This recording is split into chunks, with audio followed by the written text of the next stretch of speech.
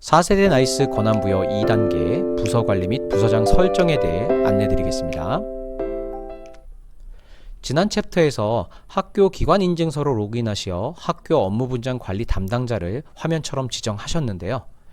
본격적인 업무 권한 부여를 하시기 위해서는 학교 인증서가 아니라 학교 업무분장 관리 담당자의 인증서로 로그인하시어 이 담당자의 책임하에 부서장을 설정하고 업무 권한을 부여하셔야 합니다. 이를 위해서 우측 상단의 로그아웃 버튼을 클릭해 주시고요.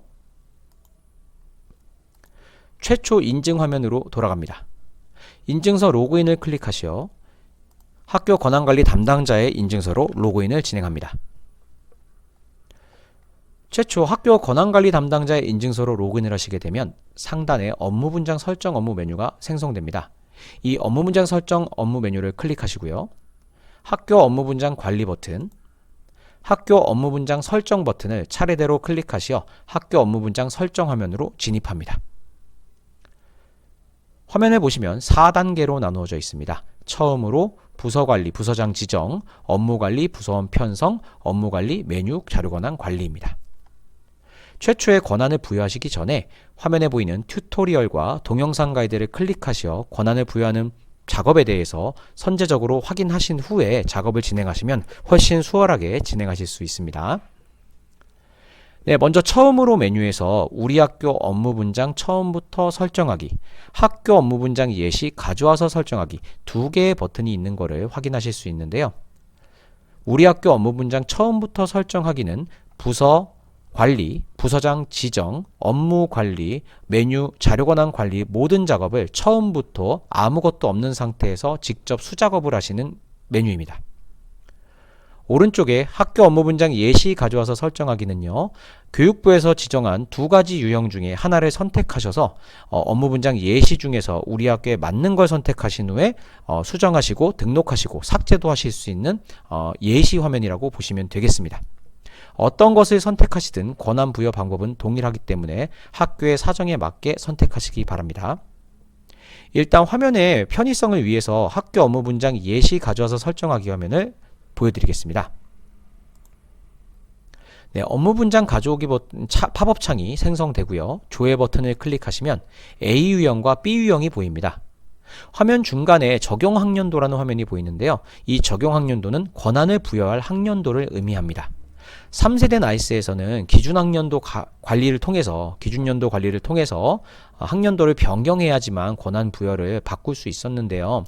이 4세대 나이스에서는 본 권한관리 화면 자체에서 적용 학년도만 변경하셔서 권한 작업을 손쉽게 하실 수 있습니다. 자, 유형 A와 유형 B가 있는데요. 유형 A 같은 경우는 단일 부서에서 대부분의 교무 업무를 담당하는 학교에 적합한 유형입니다. B유형 같은 경우는 여러 부서에서 교무 업무를 나누어 담당하는 학교에 적합한 유형입니다.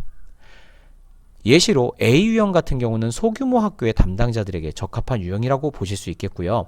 B유형 같은 경우는 부서장이 여러 명인 중규모나 대규모 학교에 적합한 유형이라고 보실 수 있는 부서장 중심의 업무 편성입니다.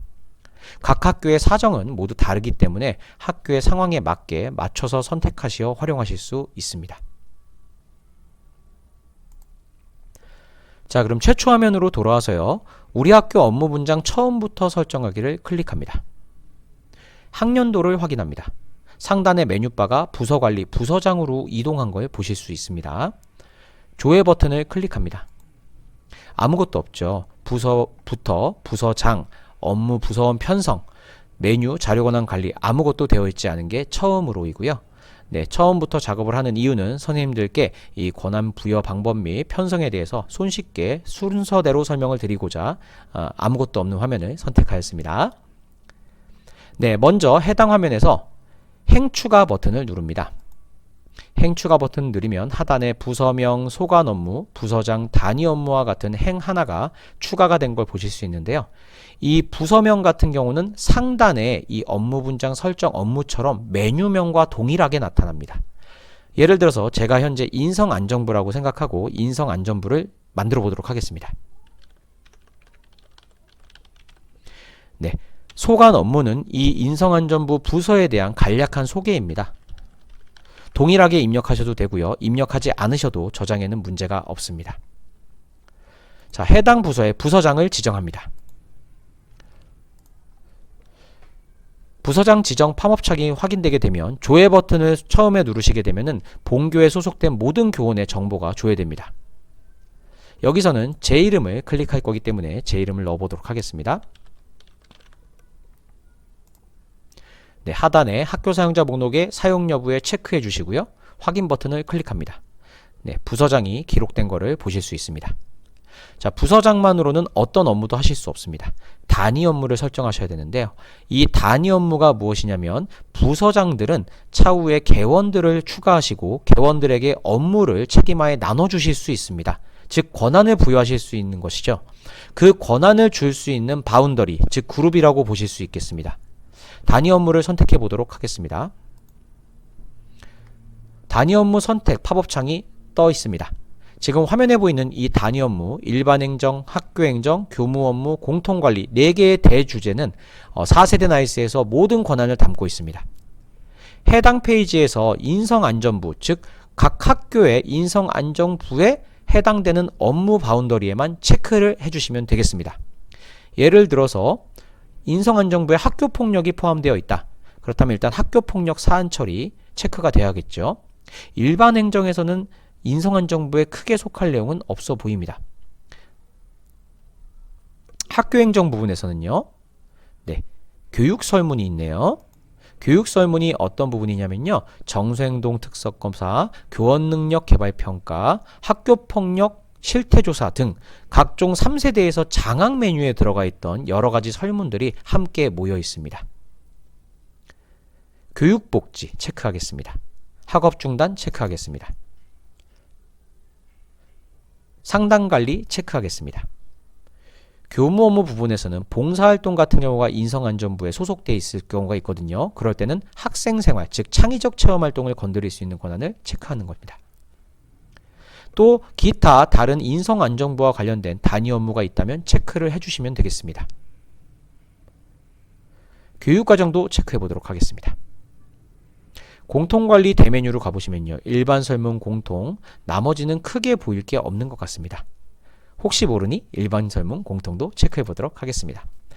여기서 체크했다고 해서 바로 권한이 부여가 되는 건 아니고요.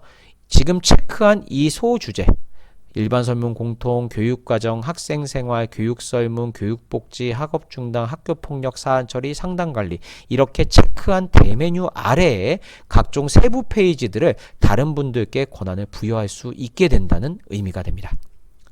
자, 이것은 각 학교마다 바운더리가 다르기 때문에 학교에 맞게 체크하시면 됩니다. 확인 버튼을 눌러보겠습니다. 방금 체크했던 체크박스에 체크했던 단위 업무들이 단위 업무 메뉴 쪽에 확인이 되는 걸 보실 수 있습니다. 이렇게 부서장을 지정하신 후에 저장 버튼을 클릭합니다. 네, 이렇게 되면 본교에 인성안전부라는 부서가 생성되면서 인성안전부의 부서장은 단위 업무를 이런 것들을 각 개원에게 줄 수 있게 되었다. 이렇게 설명하시면 되겠습니다. 여기까지 부서장 지정이었습니다. 감사합니다.